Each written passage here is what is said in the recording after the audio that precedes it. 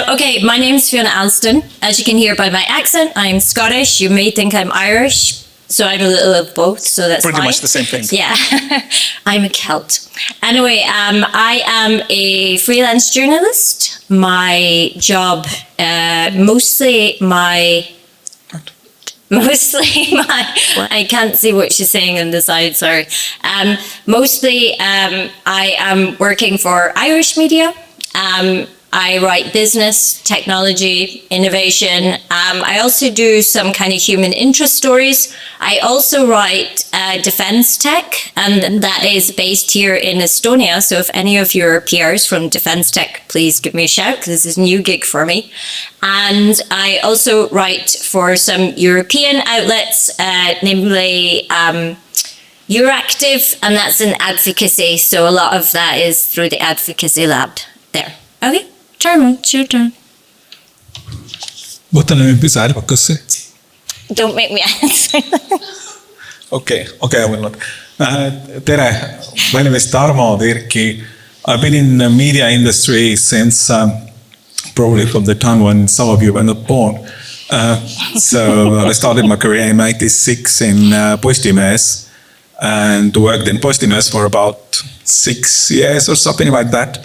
And from then went on to work in English, first for one smaller agency, and then spent about 10 years in Pilkala at Reuters, covering European technology for Reuters, based in Helsinki.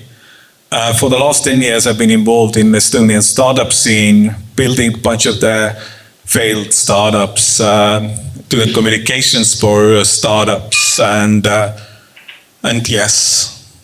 These days, working for a hydrogen generator maker called PowerUp Energy Technologies, which makes small generators you can take anywhere. And the challenge where I was posted for this debate is to tell Fiona how it's really, really interesting.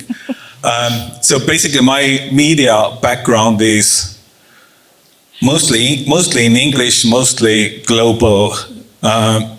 These days, the only media I'm involved in is I'm running my own podcast called Nature Backed, where I interview green tech investors and green tech entrepreneurs from around the world. A couple of Estonian companies have been there, but not too many, to be honest. I haven't posted a power-up on the podcast series. I think my mental ethics is somewhat confused in there.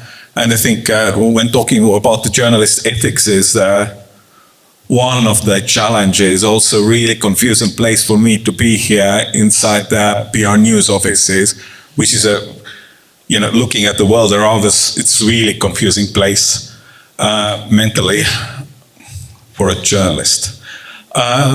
Yes, so if I would be defined at some kind of event, people like to say former journalist. But of course, by definition, there is no such thing as a former journalist. Always when you end up, or when you step into the story, you know somebody for who it could be a story, and so on. So you kind of born to do it, I would say, even if you at some step kind of end up in a communication side. But PowerUp Energy Technologies. I know her weak spot, so I will not go there at the beginning. Let's not discuss my weak spot. So hydrogen technology maker. How could that be interesting for a journalist? I have no idea. Seriously, I've been there for a year now, and I'm still confused. I mean, every now and then there are some interesting happenings in the hydrogen world. And we do have some small news flow which kind of goes across the news threshold in sector medias. Some in Estonian nationwide medias too, but it typically is not that major. So I'm slightly confused on what could be hydrogen. At what point could hydrogen technology be interesting for the media outlets you cover? I mean, I have a founder who's former snowboarding champion of Estonia and Finland. Could that be helpful? Yes, very helpful. And so, yeah, founder stories are really interesting. So if he's got a very interesting backstory, then definitely he's somebody that we'd like to cover. And if he's very good at talking about hydrogen and the future of hydrogen, I would definitely interview him myself on the Nature Backed podcast for you. That's a workaround, right? That's a workaround solution, yes. We could do that. Also, if he does have an opinion on it, when there is opinion pieces where we're looking for someone who's for it rather than against it, then he's definitely somebody that we'd be interested in chatting to. And also, because I'm covering resilience tech, and I do realize that you have the angle of kind of like not quite a defense tech, but helping out, which you can talk about in a minute. Then we definitely would be interested in that. So if you were pitching me about for resilience media, then what would you pitch to me about helping out the Irish horses? I would probably start from my today's LinkedIn post, right? That's the easiest one. Did you write that? Yes, with a little bit of help of AI. First I wrote the founder's LinkedIn post, and then I wrote my own LinkedIn post. I've been doing a bunch of crowdfunding over the years myself. So my post was today more about, the backstory. I'm sure there are a few people in the audience who don't follow me on LinkedIn. Please type Tarmo Virki in your LinkedIn profile and send a connection request. But basically, I made a post saying that we basically have set up the scheme where we are sending one of our generators to Ukrainian forces who are fighting in the front line. But as a bootstrapped deep tech startup, we can't really fully afford it ourselves. So we need to raise something like 8,000 euros to support getting the technology there. And I was asking, what's the good platform to do it on? Because I was first in Estonia doing, of course, to help 99 guys. They were like, no, sorry, Tarmo, we do bands and drones. We can't do, charging drones. That's outside our scope. And then they said, couldn't do GoFundMe. And when I went to the GoFundMe page, GoFundMe said that, sorry, it will be going to the use of army. We cannot support this cause. So I made a couple of posts which got pretty nice traction today. But this is one generator. I mean, that's at the same time, of course, there is hydrogen in Ukraine. It's a great opportunity to have stealth electricity near the front line.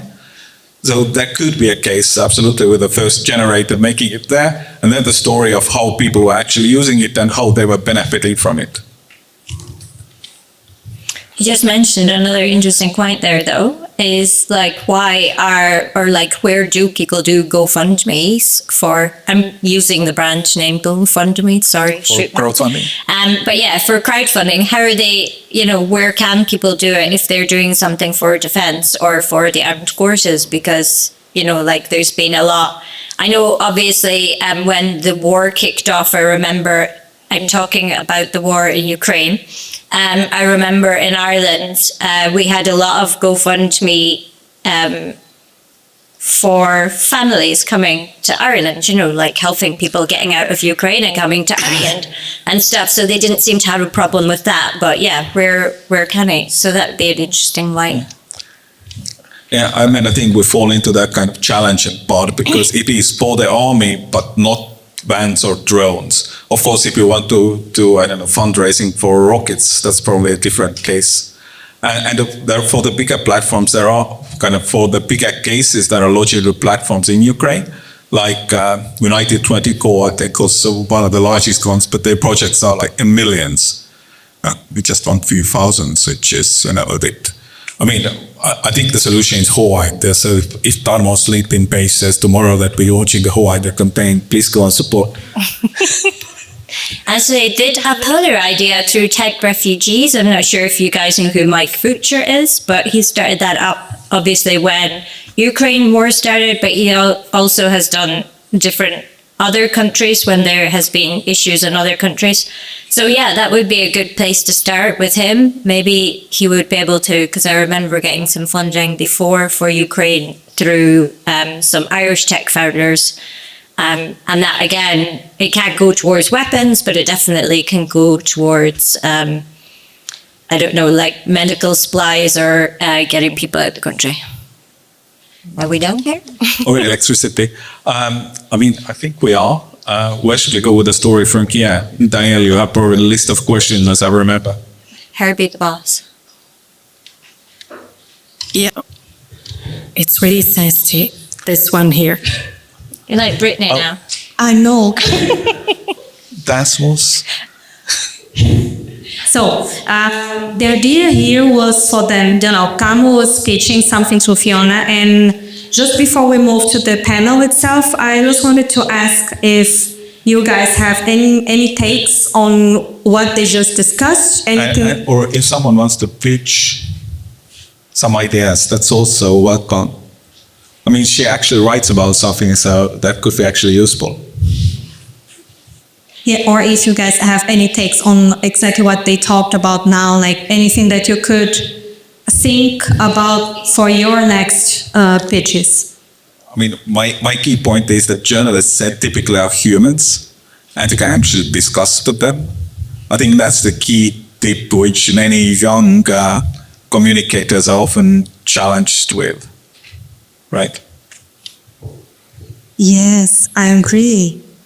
Not that I'm that young. But yeah, I think for us PR professionals, sometimes we have this distance, right? When we are talking to journalists. I don't know if you guys disagree, correct me, but there is this, as if we are in different sides of the fence, but we should be more. One is the different side of the defense, and the other one is this black hole. You kind of send the information and there is no response. Yes. Is that your inbox? Both sides, yes. Outbox and inbox. Okay. So let's talk more about this then. Like why, right? Why questions? Why emails go to this black hole when PR professionals or startups, founders in general? The Tarmo's email on phone is definitely from the time when Tarmo was still a journalist. It has 56,141 unopened emails.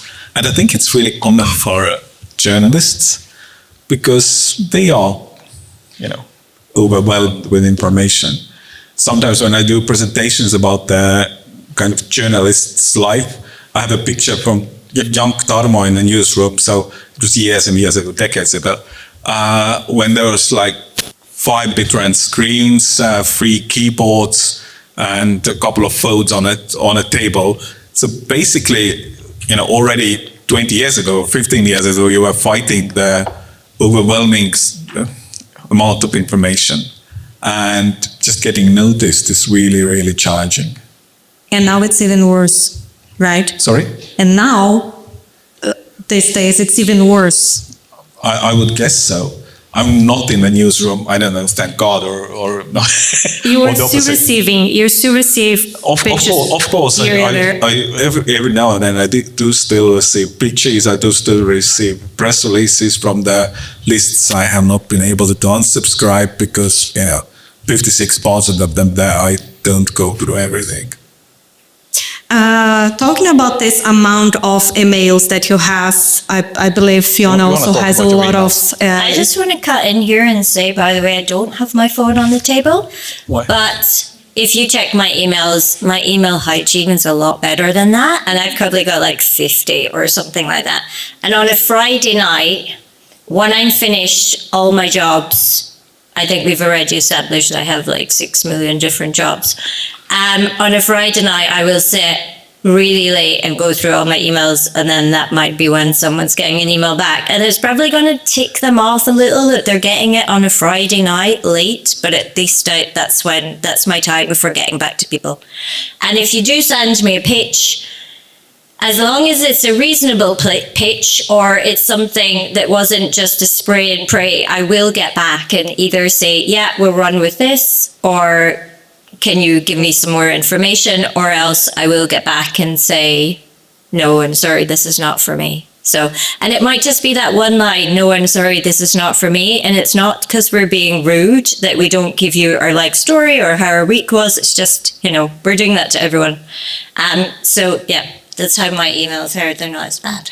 I see it actually as a good thing. If you are replying to PR professionals Well, and thank you. whoever is sending you emails, do you all agree? If someone replies to your email, you are pitching, you are offering something, and you have a reply, even if it's to say, like, I will pass this time, I think it's amazing. I think that's because we are human beings, though. Like, at the end of the day, I don't have this thing of journalists against PRs or anything like that, or that journalists are, you know, that you guys have to, as in PRs have to, like, beg us to do a story or something like that. We're all working together at the end of the day.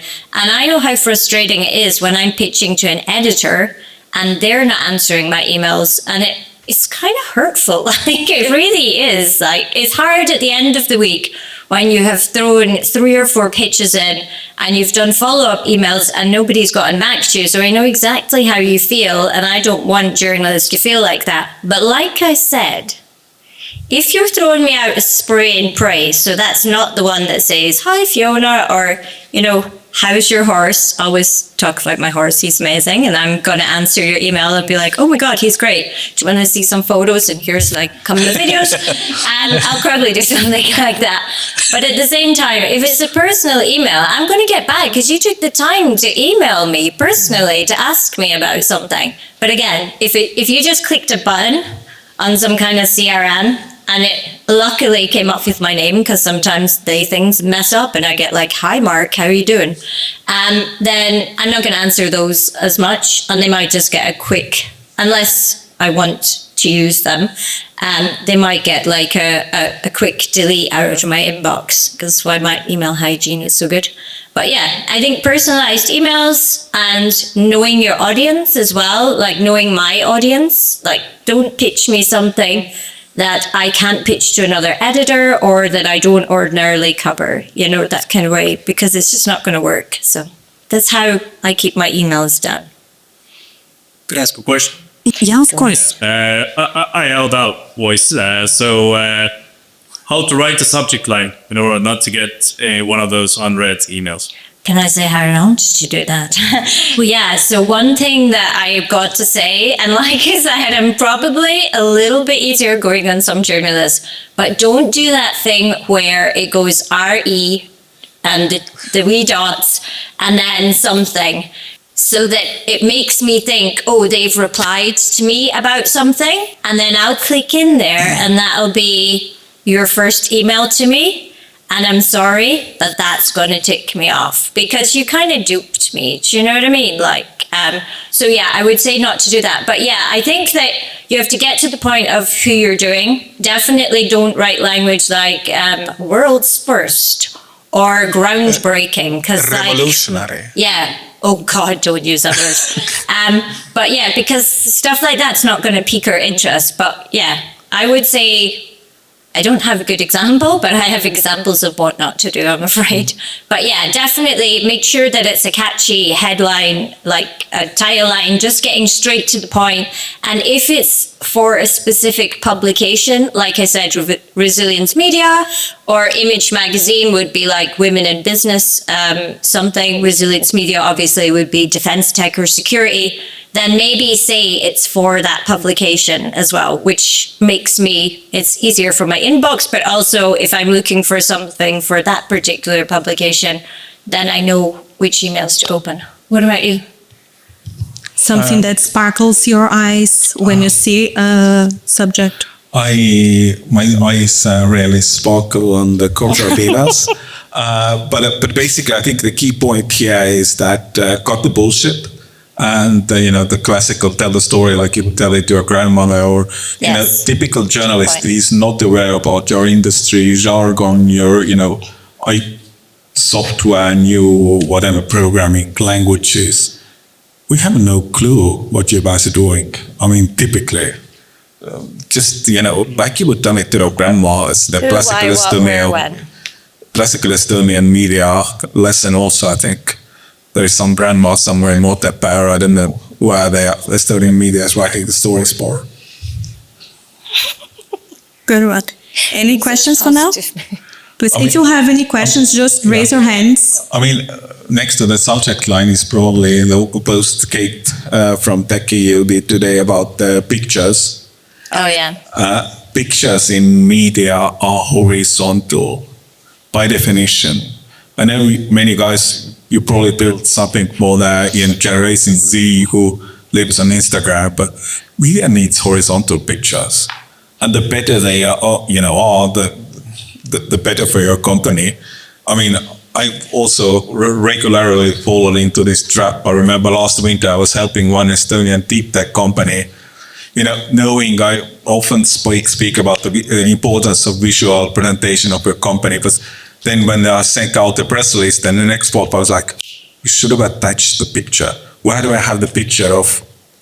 I don't have their picture. What the fuck should I do now?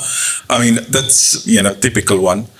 And, if you need any inspiration for a good picture, go and Google the Klaus A-round funded picture. That's the classical one, how you should do your startup picture. Not copy, but just Google and think outside the box. Don't go to the studio to do corporate pictures of your founders. Some inspiration, to get some inspiration. Yeah, I would say that maybe if you wanted to do images, when he's saying horizontal, I would call that, I would call that landscape. Horizontal and vertical. But yeah, a landscape image. But then if you do send landscape images, then we can easily cut them out. Do you know what I mean? It just makes sense as well. And no selfies. That's not a cool look. Unless it's a funky company or you're talking about an actual influencer, then yes, a selfie is probably appropriate in that moment. But yeah, no selfies. No, I was just at my brother's wedding and this is me in a suit and we just photoshopped out the only alcohol. time there is a picture of I don't know me in the anyone suit. that does that. But yeah, stuff like that. Yeah, just be sensible with your images, and your image is the first thing that people see when, they're not reading the cool, fun headline I wrote. They're looking at your image first, and then they're looking at my fun headline. But yeah, I would definitely just make sure that it's a priority. And you guys are PRs, but if you're a founder or whatever, it is something is so valuable to spend money on really decent imagery. But like I said, say as I do and not say what I do as I say and not what I do, because my LinkedIn photos from my birthday. That's true. So, it's there actually. I'm so sorry. And someone had to make that black and white because I actually was in a restaurant and they also photoshopped out the wine glass I was holding. So don't do that. Do what Tarmo does. Do you know what I mean? Make it look like that. So okay. We need to get you some new pictures. Yes. So Alexander on the recipe. Okay, so yeah, decent imagery, and yeah, I have them attached. Often we get emails where they will say, "Oh, we can send you some photos," or just getting in touch. I'd like to send you a press release. Just send it. Do you know what I mean? Just attach it. Don't make me have to reply and go back. I sound like I'm giving out and I'm moaning. I'm not, but it's just let's save some time here. We have some great images, we can attach them too. Well, just have done that already, do you know? Or stick them in a file that we can download them if we want them. That's definitely a way that you're going to get on site. And he was mentioning Kate from TechEU. So if you're involved in tech companies, you might know who Kate Lawrence is. She's a senior writer in TechEU, which is a publication you probably really want to get yourself in. But it's the same with Kate. I worked in TechEU and Kate and I are kind of exactly from the same cloth here. She doesn't have time for you to say, oh, any chance you'd like us to send a press release? So with Kate, just email her, get to the point, who, why, what, where, when, and she'll be very happy to cover you. But at the same time, she just doesn't have, it's so crazy in TechEU as a newsroom. She doesn't have time for you to go in, the back and forth or whatever. Also, she's got 2 really cute cats, so mention them and you'll totally be in there. Horses and cats. Yeah. I always remember mentioning animals. Gin for him. as long as it doesn't mention cats, I'm fine. It's dogs, of course. But I think Fiona will get probably like about dozen emails about Pharaoh Force over the coming next few days. Because he's really handsome. Okay, where are we now? Well, since we're talking about yes, Sorry. of course. So the topic you explained. So maybe it Cats. goes too into detail, and perhaps it doesn't have that much impact. But this is some dilemma that I've had. So if should I attach my article, Google Docs link, or copy it to the email? That was Copy. exactly my question. So we are in sync. You can do anything you want, but do not send us a PDF, because if I cannot copy and paste some of the writing out of there that I'm going to readjust and make my own, then yeah, that really will upset people with the PDF. So you're right there. But yeah, I'm happy either way. He obviously isn't. No, some PDFs actually work. In PDF there is some kind of setting. Do not which- encourage them. No. Don't listen to him, okay? No. But you know, I've seen or have had to work with the PDFs which are not copy pastable, and typically in today's media, you know, they are not about rewrite your press release. So copy you can attach to whatever you attach, but also copy the text as a text body into your email. That's a kind of simple advice. So yeah, you were good with the whole press release article In the email. In the email. Saves about Everything 3 there. seconds of a click. Yeah. Of course, and not 1,000 words, please. I think somebody will send out tomorrow a press release in my name, which is about 1,000 words, but I didn't do it. Tarmo. I cut down half, but you know, there's so much you can do. Good. Okay, so you can put everything on the email, no PDFs.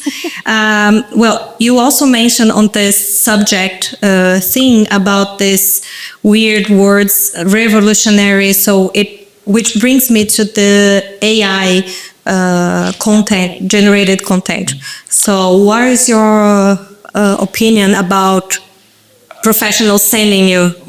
As a journalist, I haven't had to face AI, I think, too much. It wasn't much that 10 years ago, so I don't really have a good answer. I actually wanted to make one comment about the attachments.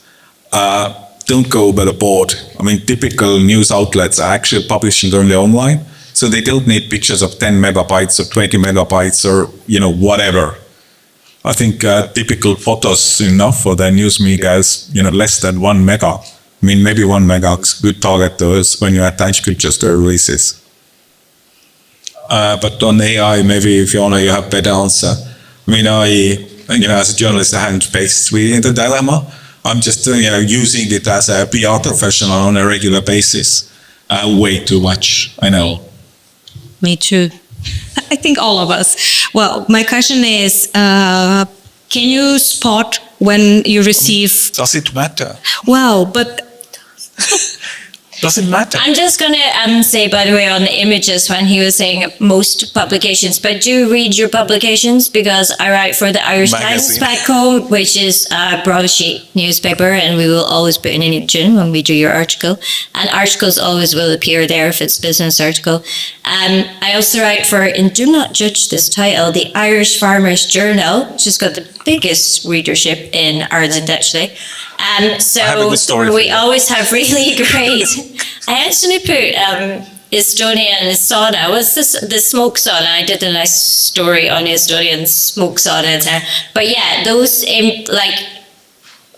basically know who you're pitching, and if it is going to go into print publication, make sure that you send decent sized images, because again, that really takes the editor off. But mostly to the journalists when we send them in and they're like, not big enough, go back to them, and then there's to and fro. So yeah, just be careful. On the AI thing, I do not love the use of AI, but that's because I am creative, and I am a little bit worried that if we start relying on AI, then we lose our creativity. But That's that's an a age thing. personal thing. As you can tell, Tarmo is not agreeing with me.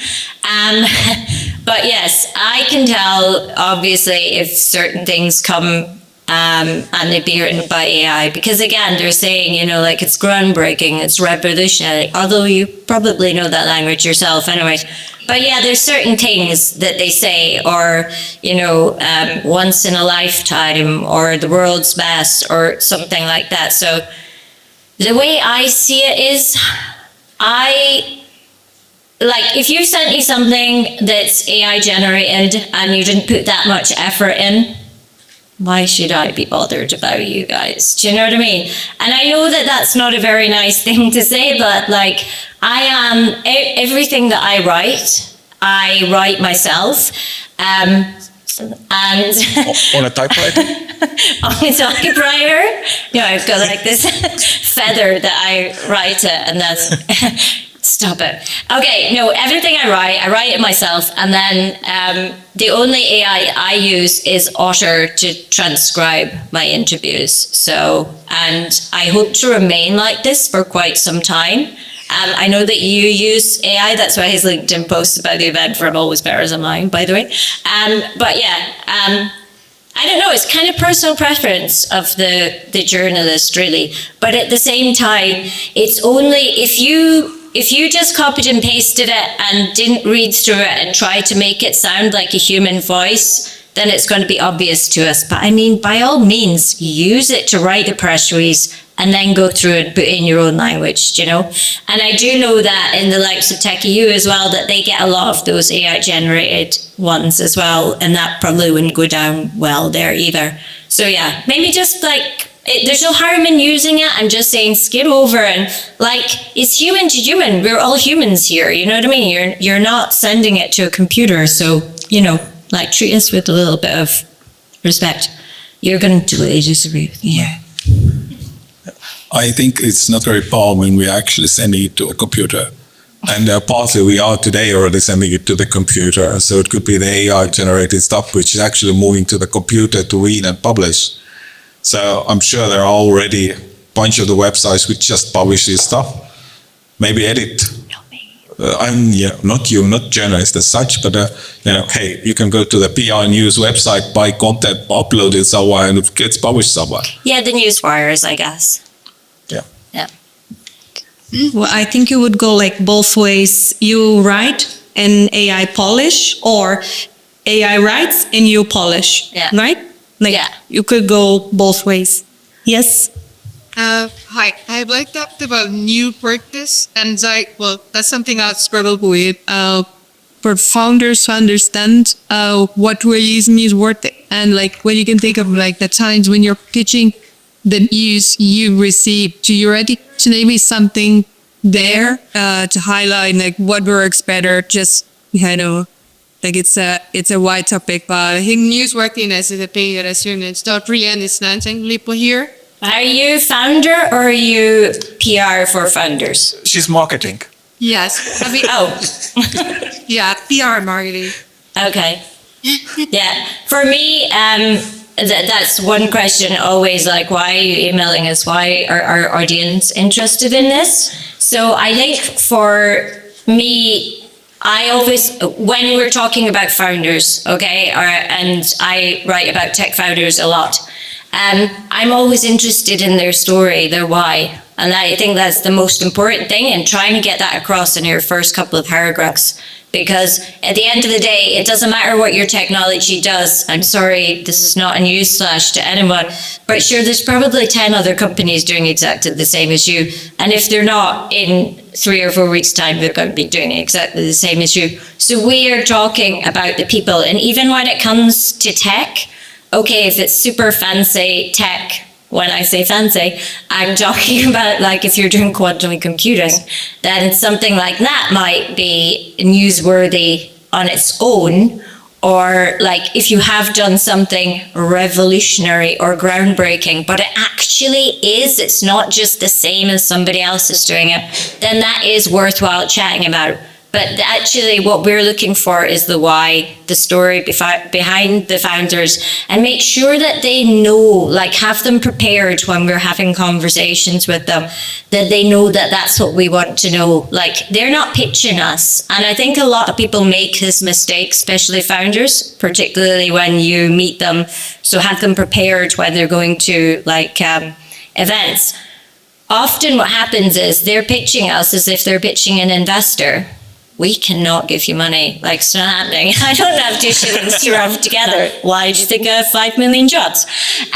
But yeah, we're not giving you money, but at the same time, like, pitch us your why. Like, tell us why you're interested in doing this. Tell us who you helped. Tell us if you've had an impact on someone, or if one of your customers told you a great story after they used whatever product you had, something like that. So I would say that that's newsworthy. Now, obviously, Tarmo can talk more about Estonian media, because I've just done A1, so I can't actually read Estonian media at the moment. But give me another couple of years, I will be fluent in your language.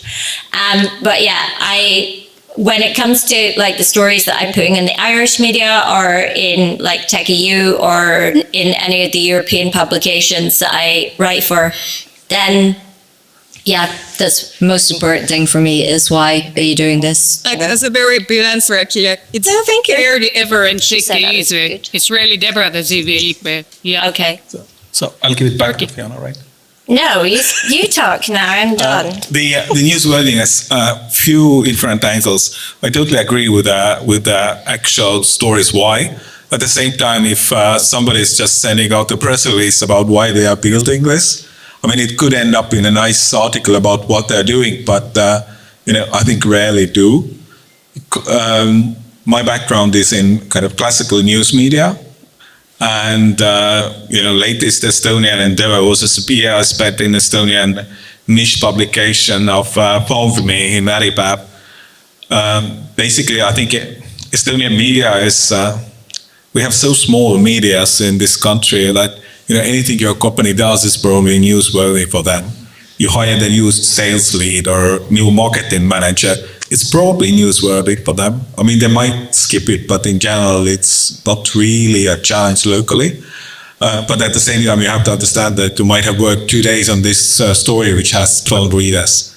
So is it really worth it? I would suggest, spend your time more wisely, use your personal founders LinkedIn or company LinkedIn account to share like news, and you will definitely see, have more readers than in the local media. In the kind of classical news sense, I think I can draw the example from the year I've spent now in PowerUp. I think I've done 2 press releases. One we've signed up one big distributor and two kind of couple of the big distributor announcements, and got kind of press play in the hydrogen media kind of around the world, or at least the kind of dedicated media outlets. Nothing really for the big world. I mean, I've done some appearances in podcasts and so things like that. I think a good example I told you while we were preparing for this was I was pitching a founder to 5 different big hydrogen podcasts. This classical PR person challenge to send out the emails and you get nothing. And then you send out the MLA reminder and you still get nothing. Basically, out of the 5 pitches, one happened like within a week. The podcast was recorded and published. Second one replied about 3 weeks later, said that, yeah, we can do it for 5,000 euros. And I was like, yeah. I need to think about crowdfunding for the Ukraine generator, and I will pay you 5,000 to put out the podcast. No, thank you. And all of the 3 others are yet to hear back from. So the kind of classical ones. But deeply from the startup perspective, you're really newsworthy only when you raise capital, I would say. Yeah. That's the easiest news threshold. At the same time, you need the kind of visibility before you raise capital. So my suggestion is one is to kind of focus on the big medias which cover your sector, and the other one is work with LinkedIn. It's the easiest I mean, Marilla can tell you later more about how to work with LinkedIn if you're not professional yet, but that's my tip. I actually also want to point out that you don't have to contact us when you have news, especially if you're covering, if you're working with a founder, or I'm going to really cringe when I say this word. Influencer. No, thought leader. Well, that's kind of an influencer, isn't it? And yeah, let's just not do the thought leader thing. But you know, people that know stuff and they can talk about it. But yeah, what is really handy for us is to be able to know that when we're covering a story, and we need people's opinion, we need to know who, in whichever country the story is happening or in whichever sector it is, that we've got really good people that can give us an opinion. And so I was saying when we were preparing for this as well, like my WhatsApp is just full of people that when I'm doing specific subjects, mostly in business or tech back home, then I'm, you know, like I can just give them a quick text and I can have a comment from them in 5 minutes. They'll give me a call and they'll give me a comment and they're in. So yeah, go on. Basically, would you then prefer the companies to actually or us to get in touch with you just to introduce you? Absolutely. Regardless of what's happening with company currently. Yeah, absolutely. I encourage that all the time, especially for events. Like, come up and talk to us. We're human beings. Like, we want to be your friends. And we don't necessarily need to be your friends, but we'd like to get to know you. And, you know, and especially if you have an engaging conversation with somebody at an event, you know exactly, like, you're going to remember them. You're going to remember two things for an event. One, talking to somebody and pulling conversation out of them is like pulling teeth out of a fish, or somebody who really engaged with you and let you know about themselves, not obviously like a thought leader impressing themselves upon you, but at the same time, yeah, that human connection. I remember, like, everybody that is in my WhatsApp is basically people that I've met at events or that I've interviewed in the past. And I know that I can rely on them anytime I want to give them a shout. Yeah, if we don't get back to those emails, it doesn't mean that we didn't read them and that we haven't put them or leave them sitting in our inbox to pull up the next time that we want to get a comment from somebody. But I think it's always important to know your journalists, know your media, have some kind of relationship with them. And I actually encourage that with everyone. And like I said, it doesn't have to be a press release, even 2 or 3 lines. Another thing that I do get a lot in my inbox, I don't love it, but at the same time, it's a very good way, is if something happens, you know, like, say your company's in AI, right? And the EU makes some EU legislation or discusses something that's going to happen in AI, then quickly get your founder to give a comment on that and then email it off to a few journalists. You never know where it's going to appear. Do you know what I mean? So stuff like that, we expect that to happen. I never use it because, like I said, I've got my own people, but at the same time, I get that. Like, I just got that the other day, actually, when we were having a conversation. Someone popped something in my inbox from something that had happened in the UK that I had no idea about. Okay, I'm done. Sorry, you're so bored of listening to my It's so good. Give him the mic. I had a question. Oh my God. But it was For Tarmo. Yeah. Yes. What's your versus date? It's important one. And I have Okay, everyone sit in. We might be here for a while. No, he's called the Snurge. Yeah, so if you want a little giggle, Google what a Snurge is. Yeah, I'll leave it at that. All right. actually I heard that question also. Oh, like a proper one? Or do you want to see videos now? Oh, a proper one. Okay, go on. It's in the articles, and I believe quite many of us startup founders show. Which is your favorite out of available on internet and search for you? Like what's wiki that Do you know what? This is really bad. It's actually not an article that I wrote about tech or about a founder or about anyone. It's an opinion piece that I did.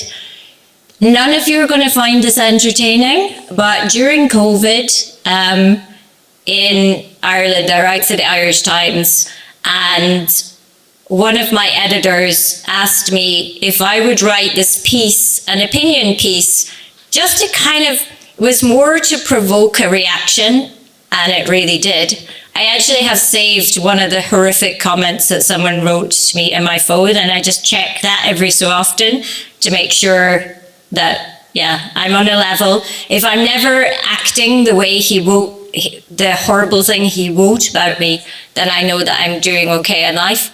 But yeah, so they asked me to do this piece. Now, during COVID, I wasn't here, I was in Ireland, and the piece was runners versus walkers. And people were giving out means complaining about, they were complaining about these runners running past and breathing on them. And you know how everyone was during COVID. We were all kind of like a little bit stressed, you know? Yeah. So he said, can you write this from a runner's point of view? Because despite how I look, I actually do run, but obviously quite badly. And anyway, he asked me if I could do that. And he said, like, put as much humor in as you want, do whatever, get cheeky, you know, we're just trying to provoke a reaction. So I did that, and I got a reaction. So you can all maybe later try and read it, but at the same time, I'm saying try reading it like you don't understand English, of course you do. But it's just that I was being really sarcastic and really funny in it. Well, I think I was being funny. And if you know me, you know that I wasn't being serious at all in it, but people took it really seriously, and they said the worst things to me. And I got this at one stage. This is, again, something you have to deal with as well when you do something slightly wrong. I got this email from this guy because I was telling this story in it about, you know, this getting spray on you. But once I was interviewing this man, right, and we were close. And it was on stage, I think. But anyway, we were close. And when he was talking to me, he spat and it landed on my lip here. So I didn't want to embarrass him and be like, oh my God, that was so disgusting. So I just kept talking, or I kept look at like this until it got like to a point where I could be like, you know, something like that. And I relayed that in the story because, I mean, it makes sense when you read it. Anyway, and then this guy emails me and he was like, do you know, that's actually a condition that I have, not the man, by the way, that smile on me. I think he never knows that happened. But this man, and then he was like, oh, do you know, like that really hurt my feelings, and I can't believe that you're shaming people that spray when they talk. And it was really, it was horrific, actually. I got some real hate from that. But you know, I absolutely loved every second of the hate, because it just meant that they totally picked it up wrong and that I did the job that I was asked to do. So there you go. Not at all technically. What's your favorite? I don't know the actual theory, but you know, having fun is always the best. And in Estonian media, you could still have fun, especially on the Post a few years ago. I was involved in doing a piece on basically during a very cold day in Helsinki. I was walking around with a camera, and there was a hot water pipe had a burst rate. So the central Helsinki was full of foam, the streets of Helsinki. And I happened to have a camera with me. It was before the phones started, so ancient the history. And I did a bunch of photos and kind of saved them for later to be used at some occasion. And then I did some work for Kanal through the local TV channel. And we created the April 1st story where we had a narrative how some Estonian criminals were transported from one courtroom to another to give testimony.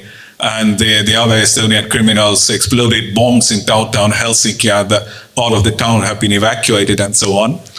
And I was myself in Tallinn when the story ran in the evening, and I was at a football stadium watching a football game, and a mobile phone rang in my pocket, and the Estonian news agency was calling to ask for more information about this explosion. And I was just telling to this reporter that, please look at the diary. And then I was, of course, yelled at. Oh my God. I want to ask a question from what we were talking before. when you mentioned that you like to receive emails from it with general questions or like just offering the person as an expert. What about relationship meetings? Like have a coffee, go outside, because it used to be really common back then, but now with all like newsrooms really shrinking and not too many journalists available anymore. So how is it for you guys? Are you open if someone invites you for a coffee? I don't know about you, but I definitely am very open to that, because again, it's me building relationships with people, getting to know them better. And the only time you can get to know somebody is in a relaxed setting. And that's why events are brilliant, or like after an event, meeting somebody for a few pints after, which is alcohol, obviously, or a coffee, because it takes them out of their kind of like professional setting, and then they just become this normal human being, and then you have this great one-on-one chat, and again, you remember, you know what they're passionate about. They might even mention a subject or tell you a hobby that they do that I'm going to write about, because I also I write about sport and fitness as well. So, like they might tell me about a hobby, and then I can use them in a stories for that or something like that. Or they might tell you about this, I don't know, what their uncle did once. And then you're like, oh, he's worth writing about. So yeah, I'm very open to coffee, wine, pints. I love Guinness. Anyway. I think typical journalists are, let's say there are today's journalists whose job is to sit in the newsroom and get as many clicks as possible per day. And there are journalists with might be a little bit older. Freelancers, and freelancers, but also a little bit older, more experienced journalists in the newsroom who focus on some beat. I think they're kind of the good example. A couple of years ago, I spent a couple of years at the Estonian startup called Single Earth, and we got exposure to Financial Times thanks to exactly this approach. A couple of emails to the kind of climate editor Financial Times saying that, hey, our founder is in London this and this day, would love to meet you for the coffee, would you be available? We're doing something revolutionary, or maybe some other words, but would be happy to share more. And a bit later it ended up with some nice play in Financial Times. That's good to know. Well, it happened to us actually, right? What you were doing? This is how we met. Yeah, well, Esther can't remember. meeting each other in here. We had coffee. Like I invited her. Coffee. Yeah. And No I said, alcohol. yes, as long as it's coffee very was the close first to my one. house. Okay. During the day. This is how it started. Then it progressed to dinner. Oh. No, seriously, it did. We're not kidding. How would you like to be contacted? Do you prefer email or DMs on LinkedIn? What about calling you? Yes. Oh, yeah. And it was really okay back then, but is it still? But now we can we can see people's number. For me, I'm happy with email. I'm happy with DM. Some people contact me on, actually no, because I just closed my socials, but I had my socials open, so some people would, particularly businesses, small businesses on Instagram. And actually somebody just did that to me the other day. Got in contact with me on Instagram. LinkedIn, I'm so bad with LinkedIn DMs only because they're gross and I really don't like LinkedIn, but I know it's a really useful platform and that Tarmo loves it.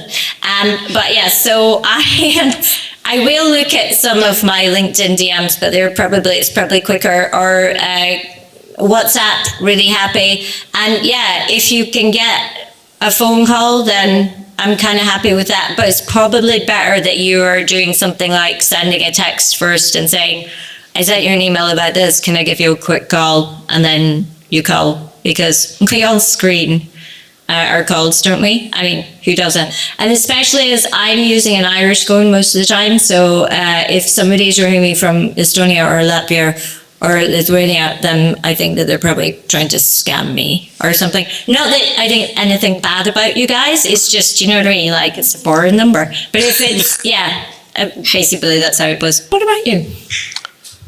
As you heard from my email inbox, I love emails because they are by definition the easiest thing to ignore.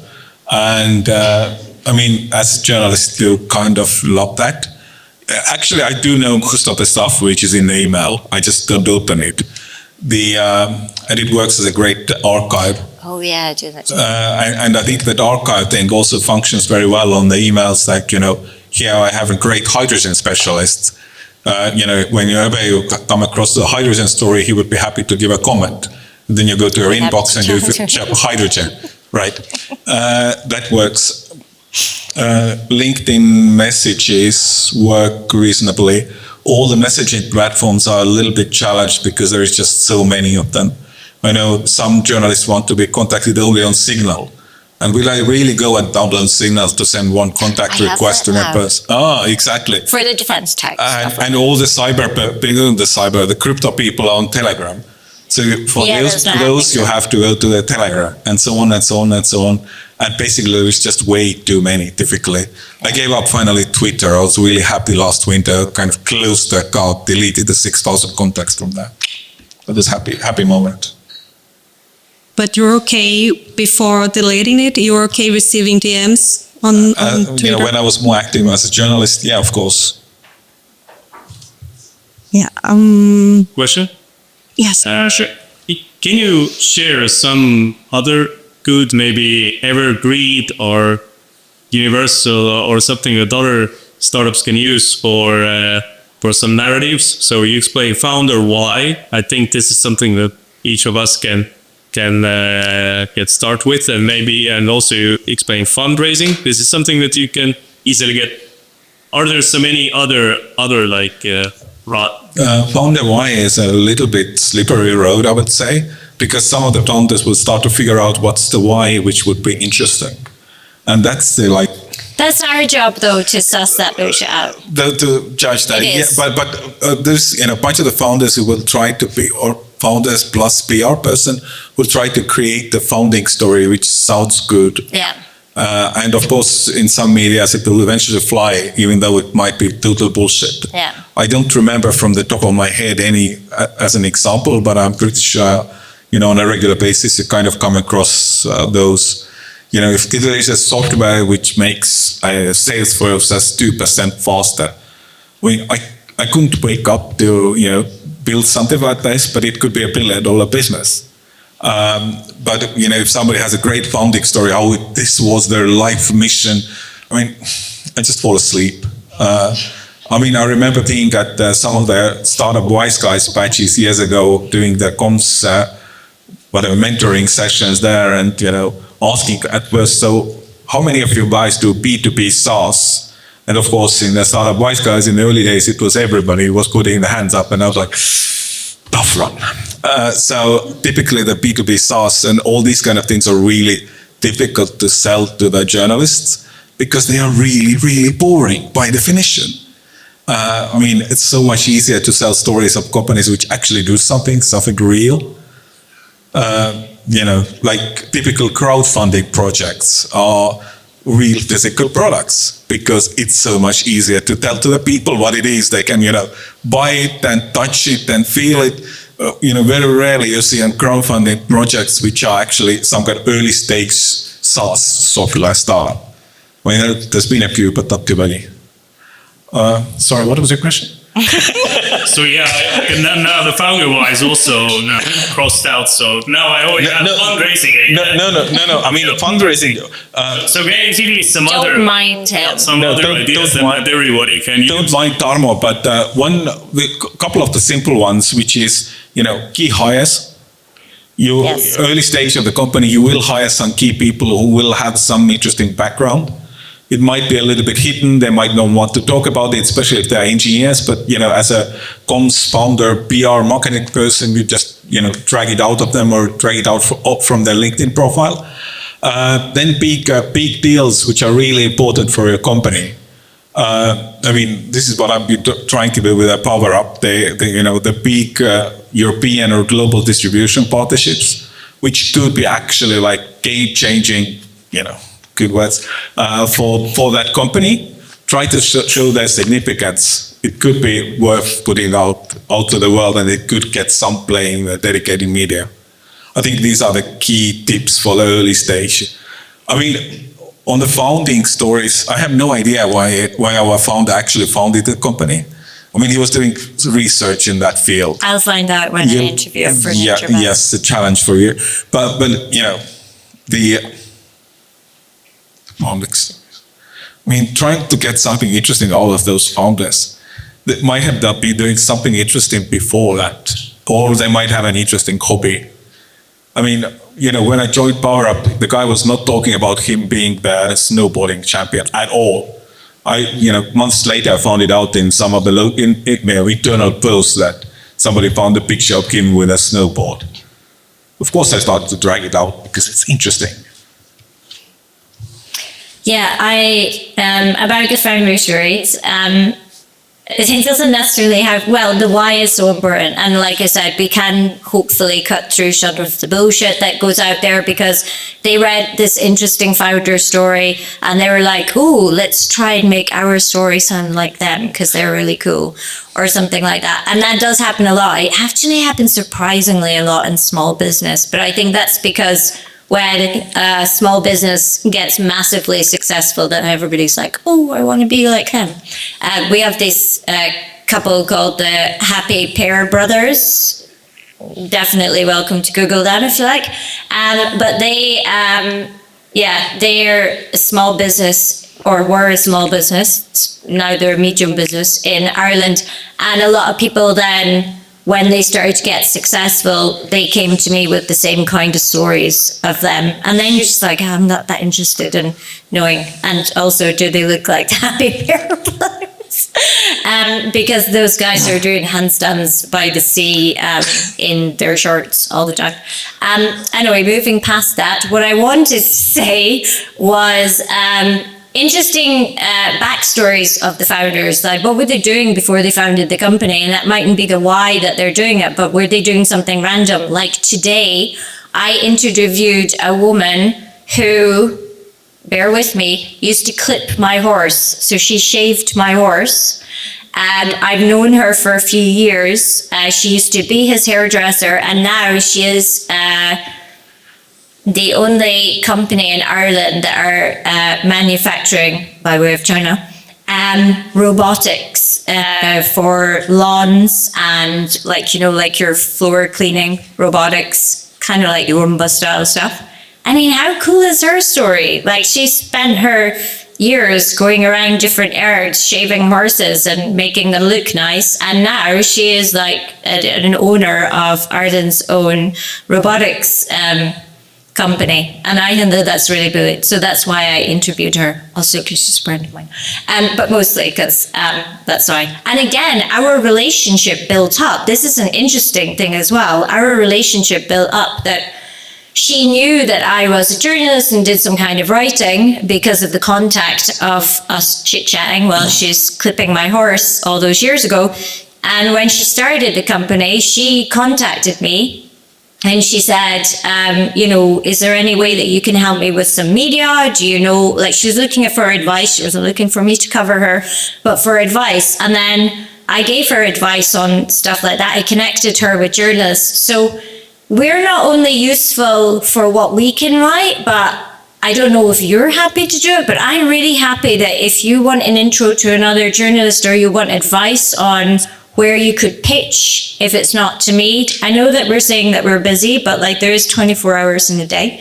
And if you want to grab a coffee and say, look, this is probably not up your street, but this is my story, this is the founder story, this is everything. Where do you think? Then I'm really happy to help out like that. Because at some stage, you're probably going to scratch my back. At some stage when I am looking for something to fill a story, and then I call you up and I say, you got anything? And you're going to throw me a bone as well, So I think it works that way. Other interesting stories are like, what impact is your company having? Do have you an impact? And also, it doesn't always have to go in the traditional media or like the tech media, but like, do you have a are you in such a niche market that there is some kind of like trade publications? And I think it's really good idea to get any trade publication, because that's where your customers are going to be, or your M&As are going to happen, that kind of thing, you know. So I don't think that you always have to look for, and I know that you're wearing the T-shirt, Forbes or like the big publications, but you know, look where is it sensible that you get media coverage, and why do you want to be on Forbes apart from what might happen to you if you get on there? And you know, like where are you best placing these people? Like, is it really got to matter if the guy from Power Up is in some lifestyle magazine because he used to be a snowboarder, and then, you know, like, is that at the end of the day, was the effort going to be worth it? You know what I mean? Like, so yeah, I would be a little bit more pointed with media. It's like we could also when we talk about tier one, for example, tier one can be one thing for me, for my business, and tier one can mean something totally different for Alex, for example, for his business, right? Hydrogen Central. That's also tier one for you, right? Hey. Yeah, actually, one more tip: data. A lot of companies collect a bunch of data which could have some really, really interesting angles. Yeah, certainly. And it could kind of enable you to create, I don't know, monthly statistics which will be followed around the world or something like that. I don't know what you exactly do in the role, but I'm pretty sure at Copper that at least some of you have the data which could be all kind of hitting the news wires on a regular basis. Yeah. Yeah, actually, I was just thinking about this the other day, because the area that I live in has got like 4. Do you know what a crane is? I don't know what that is, but like for swinging things, high, tall thing. Anyway, the area that I live in has got about 4 cranes working away there, building apartments, getting the neighbours I don't want. But anyway, and the Irish Times, at one stage, they just every day would put out how many cranes they could see in Dublin. I think it was just after, do you remember that clash that we all had? 2009? Yeah, it was either after that or it was after COVID, because obviously construction stopped in both. But they were just doing that, you know what I mean? Like, if you've got information, obviously that was the reporters just having a look over the skyline. But I'm just saying, if you've got interesting data that you can start saying, well, this is happening, or we're seeing a trend here or a trend there, I want to hear about that as well, you know? Me personally, not, but maybe somewhere else. The thing I was thinking of the weekend is the amount of tourist buses running around the street. It could be a really interesting metric. The other one I was thinking was the Saaremaa ferry booking rates. From year on year, each time Midsummer is sold out so many days before, or things like that. It could be really interesting data. Actually, that's reminding me, because we do have a journalist in the audience there from ERR, and they would probably pick something like that up. Do you know what I mean? Like, so is there more tourism here, or is there something happening in this particular area of Tallinn or something like that? And again, it's a quick, easy story for them to throw out. So think about that kind of thing. Any questions? Yeah, please. As a small nation, Estonia is a great product of itself. And so very often we lead, or companies lead with, I love there from Estonia, how they care, etc.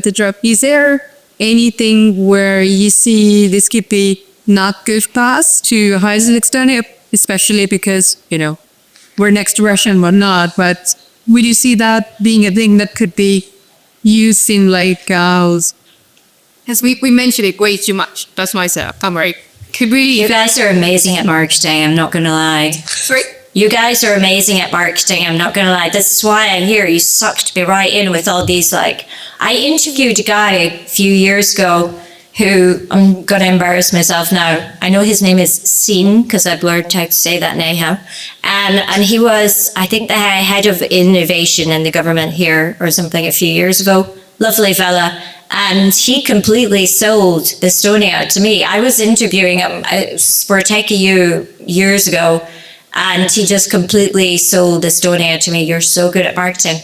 But what I will say is, when I said I work for Irish media and I mostly it's Irish stories that I'm writing for Irish media. I've never, ever had a problem getting an Estonian story in Irish media.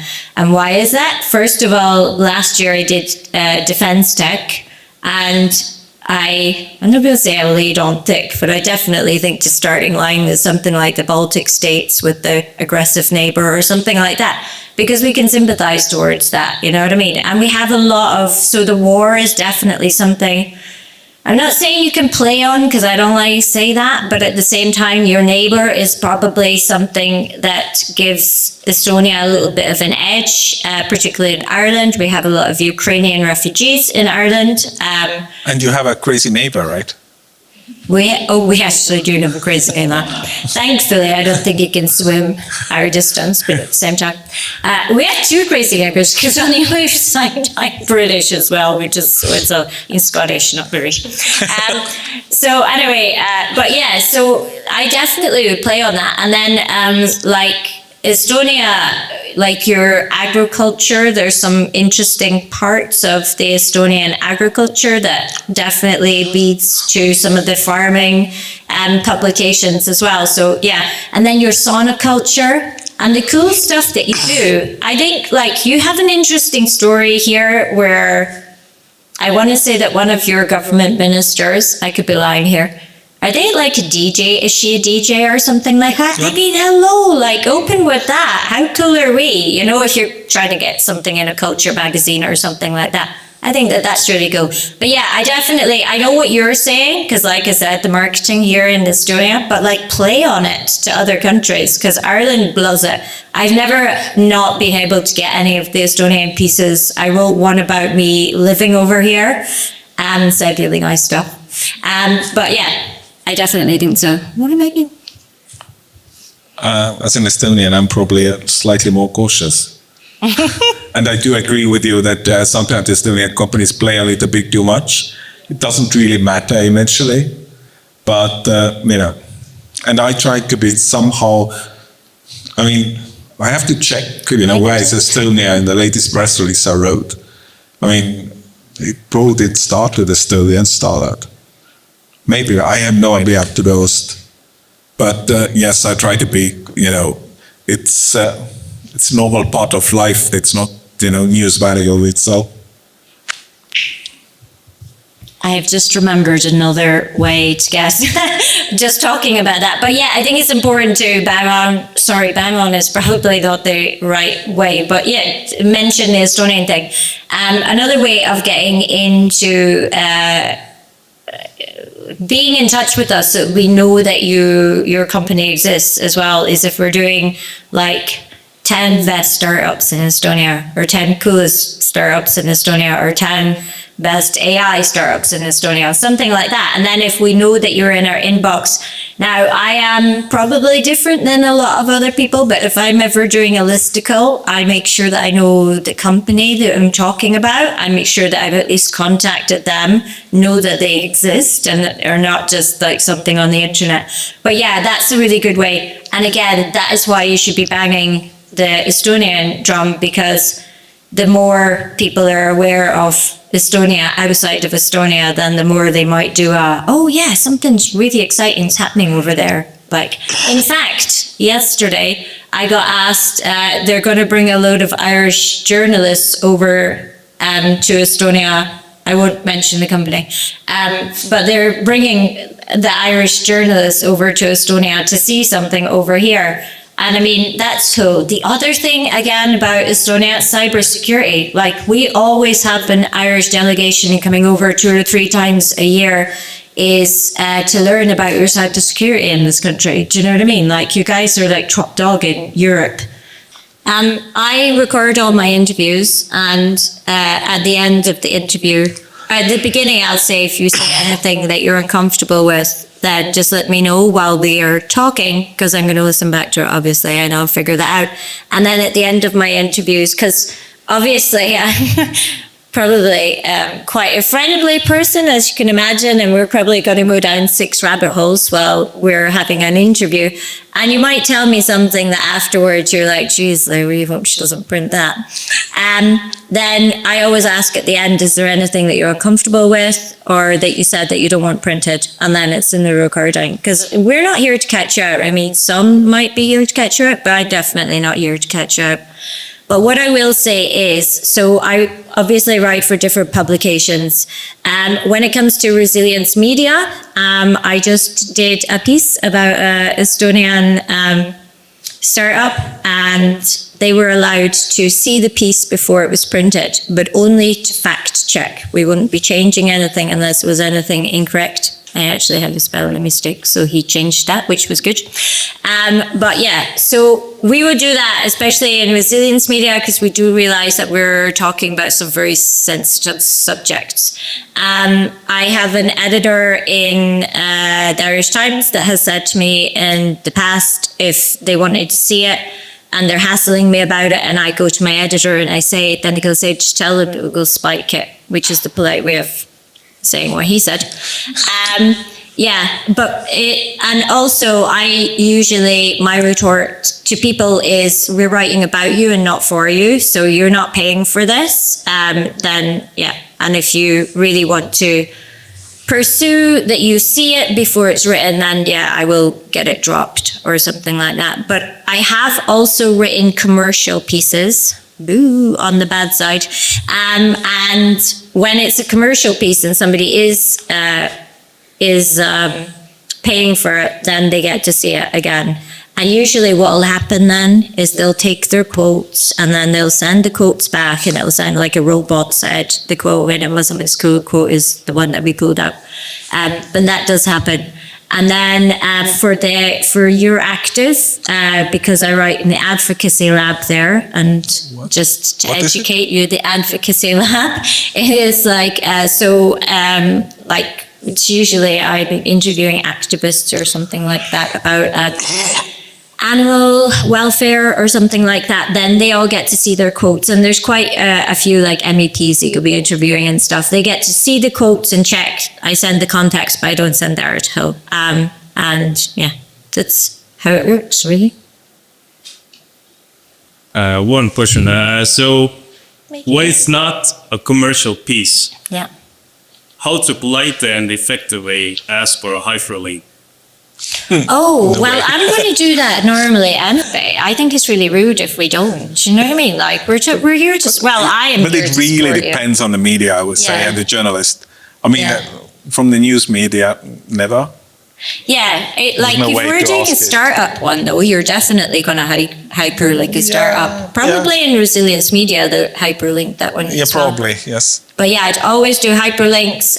Try and give us like your website, probably not like your Facebook page, because that does happen. And because some people, well, that's a waste of the link then. Exactly. You click on it and then somebody hasn't signed into their Facebook, they can't be arsed. And then it's like, well, you lost that person, So send us like to your website or maybe your LinkedIn page. But again, LinkedIn is problematic if someone hasn't signed in and they can't be bothered to go again. But yeah, it's not that difficult. The only thing is, I will say to any of the marketers in the room, and I've had this huge issue before, which I won't go into, but you can ask me after, we're not doing marketing spiel. So like if you've got a tagline or something, if we don't put it in, we don't put it in. Like you can't contact us after and say, well, hold on a minute there. Our slogan is... Yeah, this is our slogan and you haven't mentioned it once. Again, we're writing about you, not for you, I know I'm sounding aggressive there, but wait till I tell you the story. It was really bad. Alex. Yes, I have a question. After you publish your article or interview, are you involved in the process of promoting it? No, unless it's the media you own or run. As a journalist, I mean, typically I think these days journalists do share some of the best stories.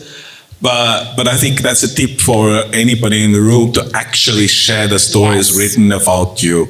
Please put them into your LinkedIn, to your company LinkedIn. You can advertise them to get more traffic. That will also be beneficial for that small media who covered you. Everybody wins. They will love you and invite you next time to cover your story also. I mean, that's the kind of no-brainer, I would say. Especially now with all the changes we are seeing on the way Google is delivering content, like they're doing all the AI and the people are not clicking. Google AI and clicking is not part of the typical media world, right?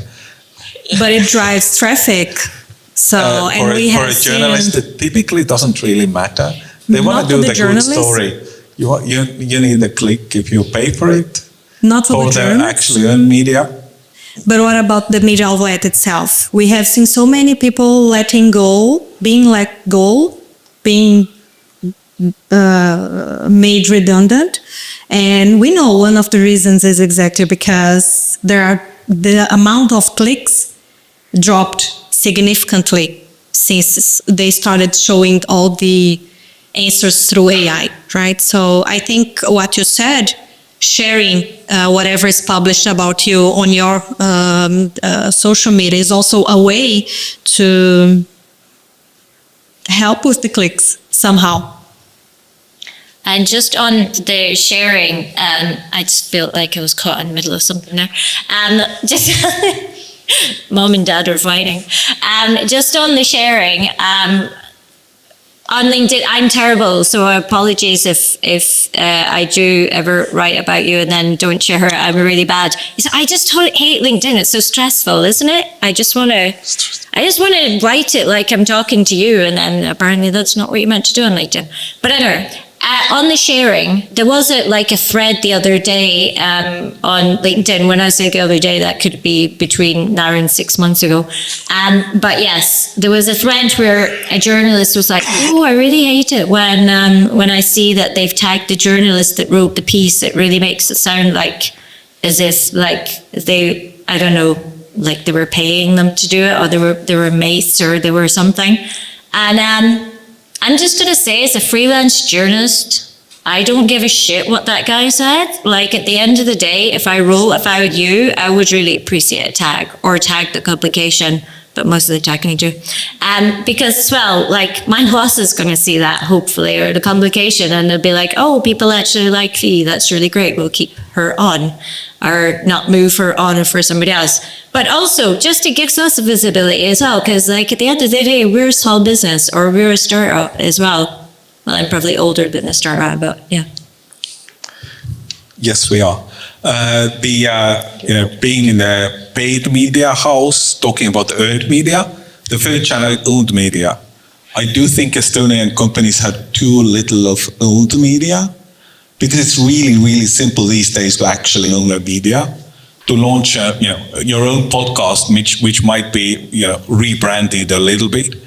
And as a startup, it gives you access to all the events for free. I mean, you are media, right? Or publishing a separate blog, which might not be only under your company. It could be, we run a hydrogen newsletter, some hydrogen tech newsletter as Power Up. Makes really, really simple. And it's actually a media which is not owned, it is owned by us, so it doesn't look like us.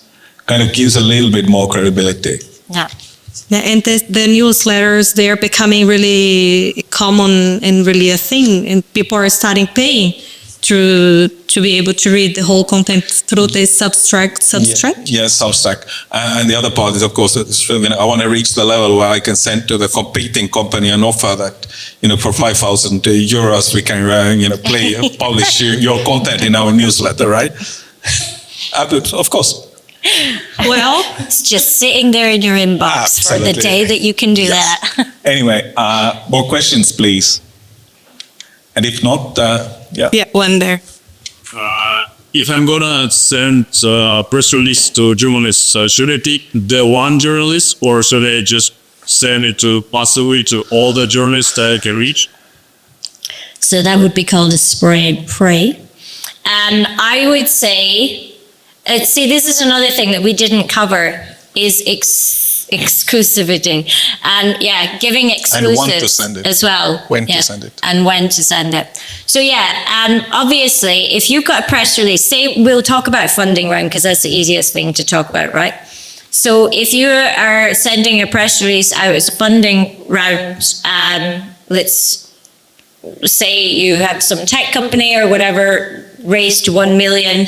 Let's always say over $1 million, because anything under is quite possibly not going to get media coverage unless it's quite local, or unless it's really cool tech and cool founders and great photos. Then, yeah, if you're sending that out, then send it to a load of PRs, but also maybe put a embargo, I nearly forgot the word there, put an embargo on it for sure if you're sending it out to a load so that nobody else can put it up before you. Or if you're giving somebody an exclusive, which means that you have sent it, you know what exclusive is, you sent it to your favorite journalist, who's hopefully me, and not they're 5 of them. getting the exclusive with some a box of chocolates. And no, I'm kidding. Right, so you sent it to me, I'm getting the exclusive. Let the other journalists know that if the exclusive has been given to somebody else and that they are going to break the embargo, because the minute that the exclusive has gone out, so the minute I'm publishing, say I'm working for Tech EU and I publish it on Tech EU, then EU Startups is like, well, she broke the embargo, I'm going to publish now, and then everybody else publishes as well, you know. So, and that's another way to stay on side with your journalists. Like, don't have your journalists getting pissed off because you gave an exclusive to somebody else and you didn't explain that, and then they broke the embargo, because technically they're not breaking the embargo. We still have to abide by the embargo if you gave somebody else an exclusive. But if we didn't know that, we just think that maybe Sifted jumped the gun, well, we're going to get ours out there as well, because obviously no one clicks on it as much as Sifted. So I'm not sure if that makes sense. I don't know. Sorry, he'll explain it better. It made the story really, really complicated. I'm so sorry. I think the idea is that if you give someone exclusive, don't send out to 10 different No, you do. people. No, do. And then Don't tell listen that to him. one of them has exclusive rights. That's like total BS, so never do that. Don't listen to him. So we're happy to disagree on that. Absolutely. If you actually give We're someone, going to gang up on you now because the if two you of you were actually fighting. have There you go. exclusive for someone, give it to them and not to the others. Because nobody will honor your exclusivity agreement with a competing media outlet. That's by definition wrong. If you send it to 10 people, say embargo is tomorrow morning at 8 o'clock, and then tell them that EU startup actually has exclusive on this and they can publish it today, I would not bother to publish it. Your tomorrow's news. How are you going to get it published? I mean, in my outlet, don't give the EU startups the exclusive. I know, but some people are just going to do that. They're going to do it with Sifted. They would have done it with God They're love gonna them, do it, but TechCrunch. they lose a lot of smaller outlets with that, and that's part of the game. Okay. I don't think I would that will say ever keep work. the journalists on side, but No, at the same keep the time- journalists on side, but you can, you would be, spitting in the face if you tell that the competing outlet actually has exclusive and they can publish it today, but you cannot. Send it to them then after it's been published in the. Well, that happened to me. That happened to me the other day with an American fitness influencer. You can also Ooh. Google him. I'm glad in the end I didn't have to interview him, because the image that I got was him in just like tiny Speedos, and I didn't want to interview him after that because I would just be too embarrassed. On video? Yeah, just stop. Yeah, it would have been that.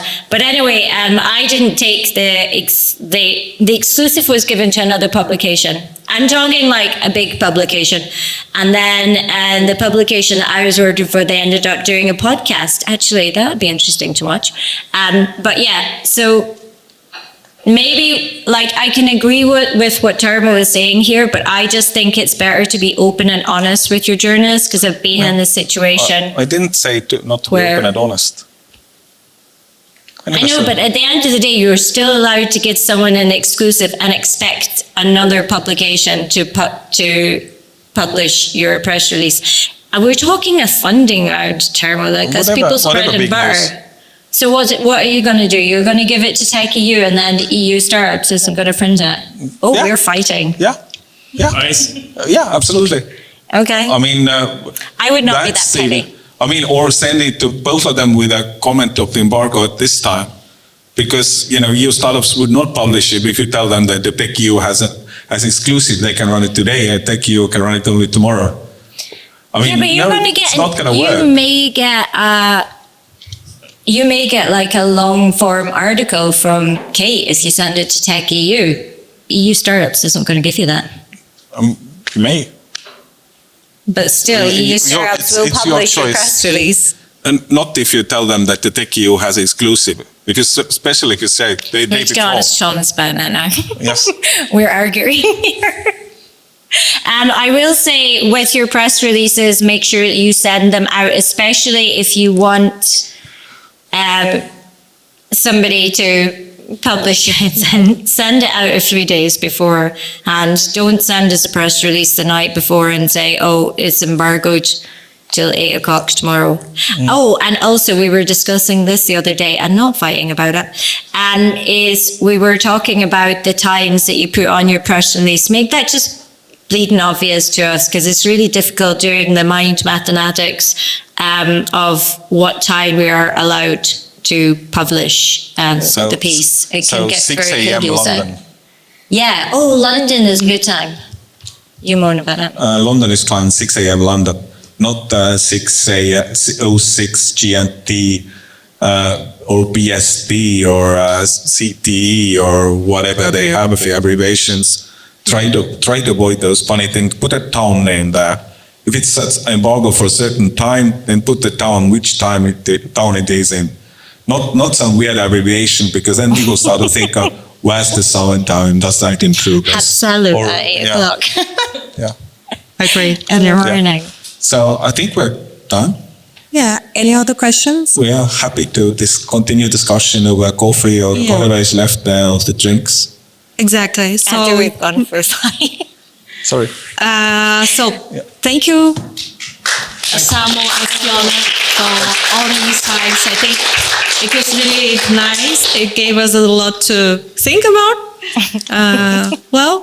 Thank you for the questions. So now we invite you guys to join us for the networking. And for those who are interested, Alex will give extra session about ways to influence AI responses. So thank you so much. Thank you. Thank you.